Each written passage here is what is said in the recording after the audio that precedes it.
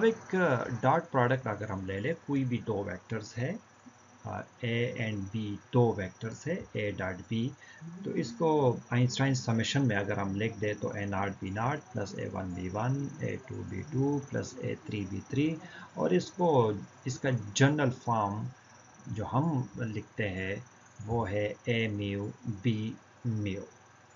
ठीक है, क्योंकि ए म्यू इसलिए है कि यहाँ पे सब सुपर स्क्रिप्ट में 0 1 2 3, तो म्यू की 1 0 1 2 3 की जगह हमने म्यू लिख दिया।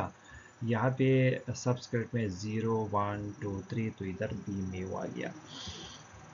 And also a dot b, इसको हम इस तरह भी रिप्रेजेंट कर सकते हैं, a not b not, a one b one, a two b two plus a three b three which is equal to a mu b mu. मतलब यहाँ इस में अगर आप देख ले तो सबस्क्रिप्ट में ए की जो वैल्यू है 0 1 2 3 ये सबस्क्रिप्ट में है, और बी की जो वैल्यू है 0 1 2 3 ये सुपरस्क्रिप्ट में है। ठीक है, तो इस तरह इसको हम जनरलाइज कर सकते हैं।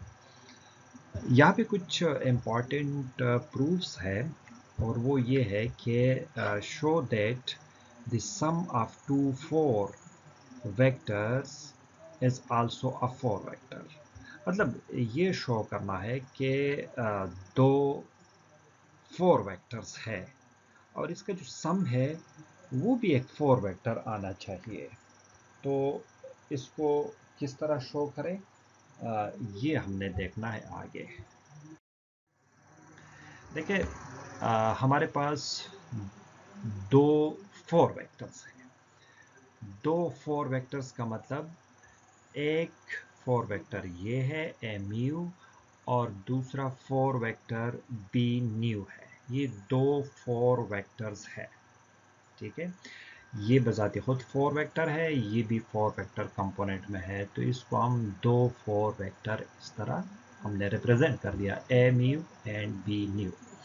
And these transformation will be, और इसकी जो ट्रांसफॉर्मेशन है, मतलब ए म्यू की जो ट्रांसफॉर्मेशन है, बी न्यू की जो ट्रांसफॉर्मेशन है, according to our previous knowledge, वो क्या है। देखिए, ए प्राइम म्यू अगर इसको हमने ट्रांसफॉर्म करना है तो इसकी जो ट्रांसफॉर्मेशन है वो है delta mu nu A new, ये कंटेक्ट हो जाएगा। ठीक है, तो बी प्राइम म्यू, इसकी जो ट्रांसफॉर्मेशन है वो डेल्टा म्यू न्यू और बी न्यू।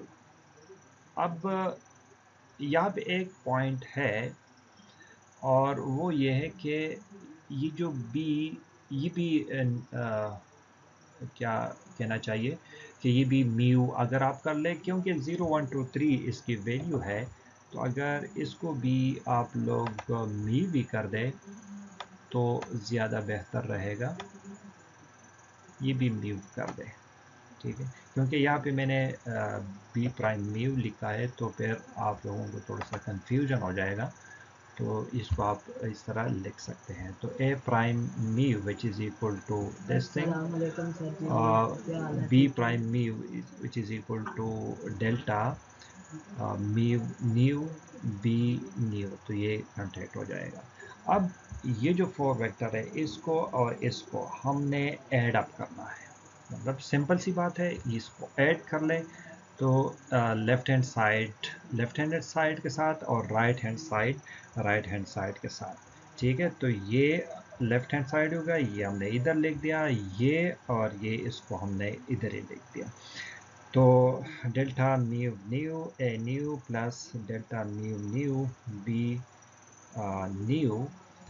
यहाँ पे अगर आप लोग देखें तो यहाँ से आपको ये डेल्टा म्यू न्यू ये कॉमन नज़र आ रहा है, इसको कॉमन निकाल लें, और इसको हमने कॉमन निकाल दिया, तो डेल्टा म्यू न्यू, और यहाँ पे आपके पास a nu plus B nu रह गया। और फर्दर अगर आप लोग इसको ये देखें कि ए न्यू प्लस बी न्यू दो वेक्टर्स है, फोर वेक्टर्स है, इसको हम एक और वेक्टर के सम में लिख सकते हैं, जैसा कि ए nu plus B nu which is equal to c nu. तो a nu plus B nu की जगह आप लोग सी न्यू लिख सकते हैं। तो यहाँ पे हमने लिख दिया सी न्यू। तो यहाँ पे जो आप लोग देख रहे हैं a prime mu plus b prime mu which is equal to delta mu mu c mu. तो यहाँ पे आप लोगों ने दो वेक्टर्स के सम को इस तरह रिप्रेजेंट कर दिया कि ये a prime mu plus b prime mu which is equal to this. तो इसको हम दो वेक्टर्स को सम में इस तरह रिप्रेजेंट कर सकते हैं, इस तरह लिख सकते हैं।